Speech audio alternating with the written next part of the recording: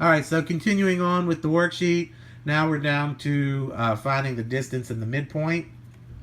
So remember when it came to distance, we had formulas. If you want the distance formula, I'll put it back here and you can copy it. The distance is equal to the square root of, let's see, x1 minus x2 squared plus y1 minus y2 squared. All right, that's your distance formula. Your midpoint formula, remember this gives you a coordinate point, x1 plus x2 divided by 2, y1 plus y2 divided by 2. All right, those are the formulas. If you want to copy them down, you can use those. Remember, we had an easier way to do that. For the distance, we'll line them up, and we're going to do the distance, so we have to subtract them first. So 6 minus 9 is negative 3. 5 minus 2 is 3. Remember, the second step then is to square both of them. So we got to do squared, squared. Negative 3 squared is positive 9. Positive 3 squared is positive 9. Now we're going to add them together. 9 plus 9 is 18. And then you have to take the square root of that. All right? So that's how you find the distance. The square root of 18 won't be a nice, easy number. I'll get it for you here. Put it in the calculator. If we put it in the calculator, we get something like that. Remember, you only have to write 1 or 2 decimals, so we'll write that as 4.24. All right, so that's your distance. Now, if you want the midpoint, we can line these up again, 6, 5, 9, 2. And remember, in this case, you're adding.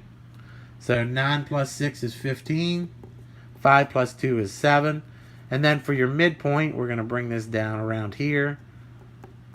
We're going to do 15 divided by 2. And 7 divided by 2. All right, and you can leave it as a fraction if you want. If you want to write it as a decimal, that's 7.5 and 3.5. All right, so let me run through one more of these with you, and then I'll leave you to do the other two on your own. For distance, we're subtracting. We're going to do 1 minus a negative, so that's plus. So 1 plus 3 is 4. And again, 1 minus a negative is plus again, so that's going to be 4. Now you take those numbers and you square them. 4 squared and 4 squared. That's 16. That's 16. You take those numbers and you add them. So that's 16 plus 16 is 32. And then you take the whole thing and you square root it. And then if you want the decimal answer, you can take the square root of 32 and you'll get 5.66. So that's your distance. If you want the midpoint, line them up, add them together. So that's a big plus. So 1 minus 3 is negative 2. 1 minus 3 is negative 2. So our midpoint is going to be negative 2 divided by 2 and negative 2 divided by 2. You can simplify that. It's going to be negative 1, negative 1. So at this point, negative 1 is the exact middle between 1, 1 and negative 3, negative 3. All right, so finish the other two on your own, see what you come up with. You can bring your paper to class and I'll let you check the answers.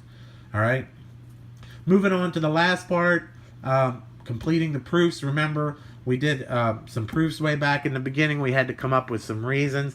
You have a sheet with a bunch of different properties on it. I hope you've kept it. If you haven't, I can get you another copy of that.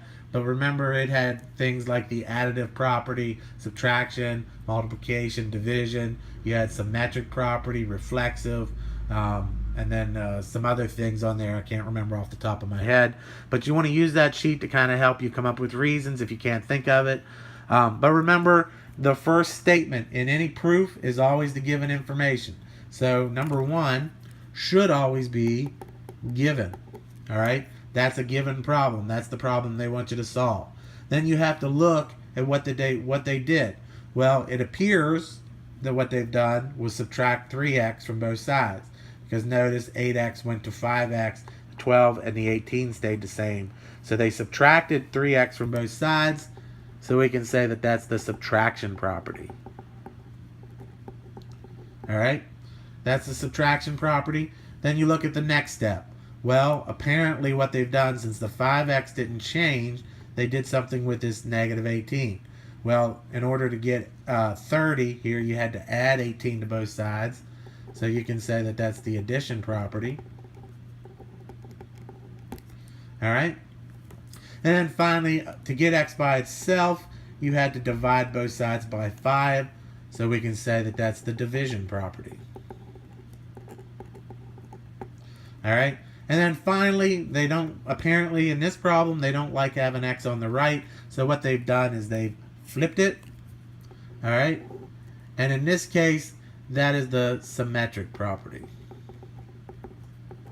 So that's what they're looking for there. They want the reasons for why they've done each statement. All right. Complete the last proof on your own. Bring the paper to class, and if you want to check your answers, I can help you check your answers. If you have any questions, bring them to class.